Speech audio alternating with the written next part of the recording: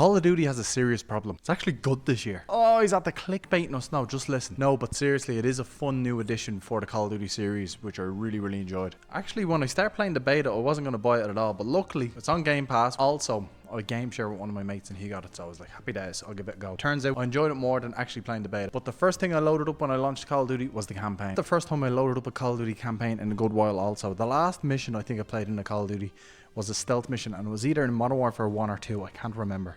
But I didn't actually buy any of the other games. I bought Modern Warfare 1, Modern Warfare 2. What was it? Cold War, and then there's some other one. I can't remember. But now we're in Call of Duty Black Ops 6. As you can tell, I don't play these Call of Duty games religiously. The only main thing I play from the Call of Duty series is the Warzone mode. But this campaign was a fresh style and a new take, which I really enjoyed. The campaign format to this game feels a lot different than any other Call of Duty I played. I felt like I was in a spy thriller majority of the time with these stealth elements that they added to the game in certain missions. Now, I must say the stealth missions were probably my favorite part of the game. Next was the horror section, and I'll get into that now in a moment.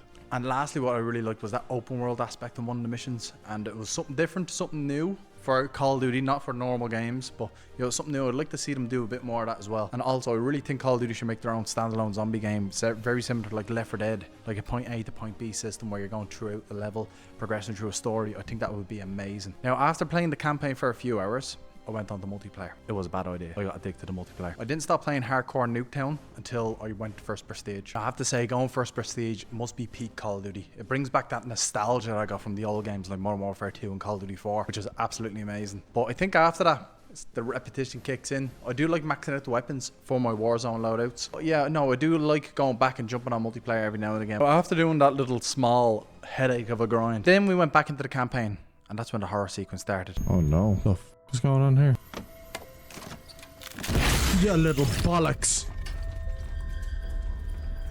Here, I didn't sign up for this. Now, personally, the only horror games I would play is Lethal Company and Phasmophobia, and I don't even know if you can categorize that as a horror game. Now, you won't see me play Outlast or Alien Isolation or anything of the sort. But going back, this area of the campaign was really intense, and I really enjoyed it. Biotechnology restricted. Please see security access. You little bollocks. Oh my god. That scared the shit out of me. Now, if they slowed down the movement and got rid of all the sliding in these horror element sequences, I think it would have made the game 10 times more tense, and that horror sequence a lot more fun as well. It would have made me feel like I was playing like a Resident Evil game more than a Call of Duty, because if you're just sliding around zombies, so on and so forth, it's not going to feel as intense. But nonetheless, I was not expecting it, and it was a lot of fun. Now, the main conclusion of the campaign itself. The only character I knew was Woods. Didn't know any of the other characters, which is not a bad thing. I did like that little safe house sequence and the little puzzle that they had throughout that safe house. I definitely didn't follow guides. Now, the overall campaign was a lot of fun, but I went straight back into the multiplayer. Like, the campaign's ending was a bit like, alright, that's Call of Duty ending of the campaign, you know what I mean? It wasn't anything like at the end of the game where you got to do some crazy airplane jump out at the end, you know what I mean? If you know, you know. It was decent, and I did enjoy my time playing it. I'm starting to try play a lot more campaign games. So any suggestions, let me know in the comments. Now, I just want to take a moment for the sponsor of this video, me, because nobody's sponsoring these videos. Yeah, but no, what I was saying there is I went straight back into the multiplayer to start ranking up the guns for Warzone. And then also, I think that was around the time I started actually playing the zombies mode in the game, and I definitely didn't use any exploits or anything of the sorts to rank up any guns really quick. But you know, the zombies mode is actually a lot of fun. Never really played zombies in the Call of Duty franchise, but I really like that Terminus map, and I do like that other one that's escaping my mind. They're both cool maps. I can't wait to try out that new medieval map that just dropped like a few days ago. I do enjoy the zombies, and I'm looking forward to getting a squad going and just chilling and playing some zombies. Now, going back to the bread and butter of things, the Warzone mode. Ever since Warzone dropped, it's the main thing I've been playing in the Call of Duty franchise. Like I was saying, the only games I bought in the Call of Duty franchise so far was Modern Warfare 1 and Modern Warfare 2. I sort of skipped the rest, and of course I have Black Ops 6 now as well, but I skipped, what was it? Cold War and Vanguard. I skipped those two games. Even though I do like those old school history type Call of Duty games, just yeah, no, just wasn't up for getting them. Now, the new Warzone with the new Black Ops 6 Omni movement is a lot of fun. Playing it solo is a little bit boring. I do miss that like sort of party finder mode. I used to do a lot of trolling in those lobbies when I just find random squads looking for one more player. Before Mount Everest was discovered, what was the highest mountain on Earth? What was the highest mountain on Earth? I don't know. I'm sure it was Mount Everest.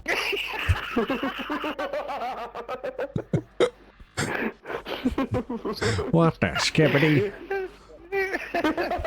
Here's one for you.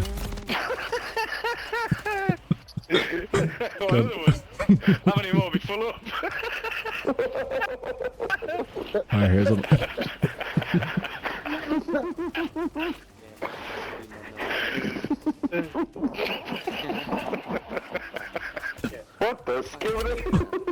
Weird, like the new Warzone comes out and they lose features, but obviously they're going to add them down the line because it's a brand new launch, brand new system, brand new everything.